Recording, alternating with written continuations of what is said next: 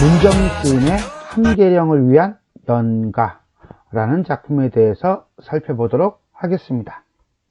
자, 시를 좀 한번 읽어보도록 하겠습니다. 읽으면요, 쉽게 와닿아요. 금방 와닿아요. 되게 단순하고 쉬운 시예요. 근데 이 단순하고 쉬운 시를, 아니, 단순하다기보다는 그냥 직관적으로 이해가 되는 이 시를 우리는 시험 문제를 풀기 위해서 조금 어렵게 공부해야 되는 이런 넌센스는 좀 있습니다. 한번 읽어볼까요? 한겨울 못 잊을 사람하고 한계령쯤을 넘다가 뜻밖의 폭설을 만나고 싶다. 뉴스는 다투어 수십 년 만에 풍요를 알리고 자동차들은 뒤뚱거리며 지 구멍들을 찾아가느라 법석이지만 한계령의 한계에 못 이긴 척 기꺼이 묶였으면, 오 눈부신 고립, 사방이 온통 흰 것뿐인 동화의 나라에 발이 아니라 운명이 묶였으면, 이윽고 날이 어두워지면 풍요는 조금씩 공포로 변하고 현실은 두려움의 색채를 드리우기 시작했지만 헬리콥터가 나타났을 때에도 나는 결코 손을 흔들지는 않으리. 헬리콥터가 눈 속에 갇힌 야생조들과 짐승들을 위해 골고루 먹이를 뿌릴 때에도 시퍼렇게 살아있는 젊은 심장을 향해 까만 포탄을 뿌려대던 헬리콥터들이 고랑이나 꿩들의 일용할 양식을 위해 자비롭게 골고루 먹이를 뿌릴 때에도 나는 결코 옷자락을 보이지 않으리. 아름다운 한계령에 기꺼이 묶여 난생 처음 짧은 축복에 몸둘 바를 모르리. 어때요? 뭐게 어렵게 와닿지는 않죠? 그냥 뭐야, 사랑하는 사람하고 한계령을 넘고 있었나 봐요. 한계령이 어딘지는 알 거예요, 설악산 쪽. 근데 그러다 눈이 엄청나게 와서 꽉 발이 묶여버린 거야. 그럼 사람들은 살려달라고 난리겠죠. 빨리 가고 싶겠죠. 그런데 나는 사랑하는 사람하고 더 오래 같이 있고 싶다 라고 하는 어떤 역설적인 발상과 인식을 보여주고 있는 그런 시다 라고 본다면, 사실 그닥 뭐 어렵게 이해가 안 돼요 뭐 이렇게 할 거는 없을 것 같아요. 그냥 장면 하나만 상상해도 크게 무리는 없을 듯한 시입니다.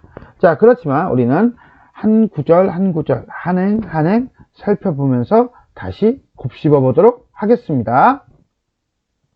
한겨울 못 잊을 사람하고 못 잊는 사람을 러버죠. 사랑하는 사람이죠. 한계령쯤을 넘다가 뜻밖의 폭설을 만났어요. 만나고 싶어요. 그렇죠. 만나고 싶은 거예요. 즉, 이 한계령은 고립의 공간이라면 우리는 폭설은 외부 세계와의 고립일 것이고, 그것을 얘는 뭐하고 있어요? 설정을 하고 있는 거죠. 지금 일어난 게 아니라 일어났으면 좋겠다 라고 하는 거예요. 여기까지 특별한 거 없죠? 뉴스는 다튀어 수십 년 만에 잠깐 근데 폭설이 내린 걸 뭘로 봤어요? 무엇으로 봤어요? 풍요라고 보고 있어요. 이거는 풍요란 단어는 부정적일 때 쓰는 단어가 아니잖아요. 그죠? 폭설을 긍정적으로 보고 있는 거예요. 자동차들은 뒤뚱거리며, 여기 빠졌네요. 요게 일단은 활유법이라고 보시면 되겠습니다. 활유법이 뭡니까? 무생물을 생물처럼 표현하는 거죠. 지 구멍들을 찾아가느라 법석이지만, 지 구멍이라는 것은 목적지, 자동차들은 뒤뚱거리며 목적지를 찾아가느라 법성이지만 한계령의 한계, 언어유의죠? 폭설을 뚫고 넘어갈 수 없는 한계를 얘기하고 있어요. 자, 그런데 한계령 봅시다. 몹시 추운 고개라는 의미예요. 한계죠. 그런데 또 뭐야? 가장 극한의 상황이라고 하는 한계의 의미도 있어요. 이건 동음 이어죠. 자, 그걸 통해서 언어 유의를 하고 있다라고 보고요. 기꺼이 묶였으면 고립에 대한 소망이다. 그렇게 고립에 대한 소망을 가질 정도로 사랑이 뭐다? 매우 간절하다 라고 하는 것을 역설적으로 표현하고 있음을 알 수가 있겠습니다. 오, 영탄법인가요? 눈부신 고립. 못 잊을 사람과의 고립이기 때문에 눈이 부시겠죠. 하지만 그 고립은 좋은 건 아닐 거예요. 눈부시다의 플러스적인 어휘와 고립이라는 마이너스적인 어휘가 같이 묶여버린 역설법입니다. 물론 화자의 정서는 기쁨이겠지만요. 그래서 그런가요? 사방이 온통 흰 것뿐인 동화의 나라예요. 즉 긍정적으로 아름답게 인식하고 있다. 여기서 우리는 순수함이라는 것을 알 수가 있겠다. 말이 아니라 운명이 묶였으면 운명적 사랑에 대한 소망이다. 그래서 어떻게 했는데 좋겠다라는 말이 빠졌죠. 시적 여운을 주고 있다. 이윽고 날이 어두워지면 시간이 지나갔나요? 시간의 경과고요. 풍요는 폭설이겠죠. 그죠? 조금씩 무엇으로 변하고 공포로 변하고 현실은 두려움의 색채를 들이우기 시작하지만 여기서 우린 여기다 별표를 빵 쳐야 될 것 같아요. 두려움의 색채예요. 두려움을 색이 있는 걸로 봤네요. 추상적인 대상을 시각화시켰다라고 하는 걸 하나 봐야 될 겁니다. 그리고 난 다음에 고립으로 인한 현실적인 공포, 폭설에 대한 인식의 변화가 나타나죠. 공포죠. 두려움이죠. 하지만 헬리콥터가 나타났을 때도 구조대가 나타났을 때도 그런데 우리가 이걸 해석을 다르게 하는 사람은요. 헬리콥터를 현대 문명이라고 보는 사람도 있습니다. 두 가지 의미로 그냥 보자 라고 보시면 돼요. 나는 결코 손을 흔들지 않으리. 한마디로 뭡니까? 구조받고 싶지가 않아. 운명적인 사랑을 계속하고 싶어. 헬리콥터가 눈 속에 갇힌 야생조들과 짐승들을 위해 골고루 먹이를 뿌릴 때도 헬리콥터가 먹이를 뿌리는 건요. 고립된 생명을 구조하는 행위예요. 여기까지 이견이 없어요. 다른 의견이 없어요. 그런데 아까 헬리콥터를 뭐로 보는 관점이 있다고 그랬죠? 현대 문명으로 보는 관점이 있다고 그랬어요. 그래서 이것을 야생의 생명을 인위적으로 길들이는 것으로 보기도 해요. 그럴 때는 헬리콥터를 뭘로 볼 때? 그렇죠. 현대 문명으로 해석할 때는 이렇게도 해석을 하기도 합니다. 물론 우리는 위의 걸로 보는 게 실 이야기는 훨씬 쉽지만요. 내도 말줄임표죠. 그 말줄임표를 통해서 시적 여운을 주고 있다. 시퍼렇게 살아있는 시각적 심상이죠. 젊은 심장을 위해 젊은 심장 생명의 순수성이고요.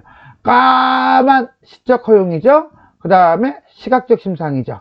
포탄을 뿌려야 되던 헬리콥터들이에요. 포탄을 뿌려야 되는 거니까 이건 폭력성이죠. 그러면 젊은 심장과 그 다음에 포탄, 요건 대립이 되는 거라고 보시면 돼요. 헬리콥터들이, 그럼 이건 뭐예요? 문명, 전쟁으로 사용되던 것들이 호란이나 꿩들이 일용할 양식을 위해 자비롭게 골고루 먹이를 뿌릴 때에도 이 먹이를 뿌리는 행위, 그냥 뿌려주는 거죠. 도와주는 거죠. 로 보고 있어요. 근데 웃긴 건 뭐냐면요. 이 헬리콥터는 현대 문명이라고 본다면 부정적으로 보는 거죠. 근데 그 부정적인 것들이 이렇게 시혜적인 존재로 바뀌었다 할지라도 나는 결코 옷자락을 보이지 않으리. 즉 나는 공포 속에서 두려움 속에서 떨고 있지만 사랑하는 사람과의 사랑이 더 크기 때문에 구조를 받을 생각이 없다 라고 보고 있는 거예요. 아름다운 한계령에 기꺼이 묶여. 아름다운 한계령? 그렇죠. 사랑하는 사람과 고립된 곳이니까 아름다운 거죠. 현대 문명과 단절된 곳이니까 아름다운 거죠. 기꺼이 일부러 의도적으로 능동적인 태도예요. 묶여. 난생 처음 짧은 축복. 그렇죠. 짧은 축복이에요. 물론 고립이기는 하지만 님하고 함께 있으니까 축복인 거죠. 근데 왜 짧아?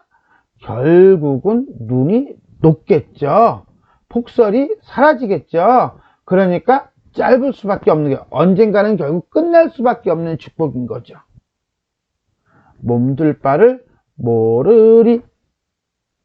이렇게 이 시가 마무리를 짓겠습니다. 자, 우리 그러면 한번 정리해 볼까요? 자유시고요. 서정시다. 되게 낭만적이고요. 감각적이고요. 제재는 한계령이지만 결국 사랑하는 사람과 운명적으로 묶이고 싶은 소망을 드러내고 있다. 가상의 한계 상황을 설정하여 정서를 드러내고 있다. 어떻게? 한겨울 못 잊을 사람하고 한계령쯤을 넘다가 뜻밖의 복서를 만나고 싶다. 한계령의 한계에 못 이긴 척 기꺼이 묶였으면 폭설로 인해 한계령이 고립되는 조난의 상황을 설정하고 이러한 불가항력적인 상황을 통해서라도 사랑하는 사람과 함께 머물고 싶어하는 화자의 소망이 제시되고 있다 라고 보시면 되겠습니다. 두 번째, 역설법 중의적인 표현을 사용하여 화자의 소망을 강조하고 있다.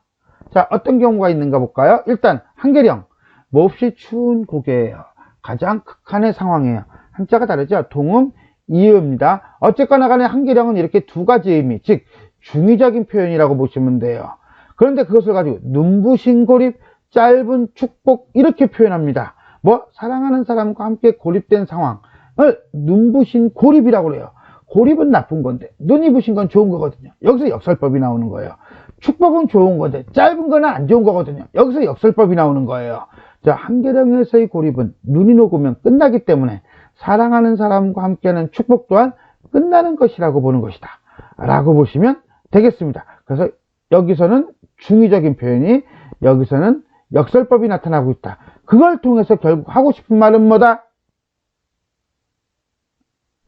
그것은 님과 사랑하는 사람과 함께하고 싶은 소망 정도로 이해하시면 되겠습니다.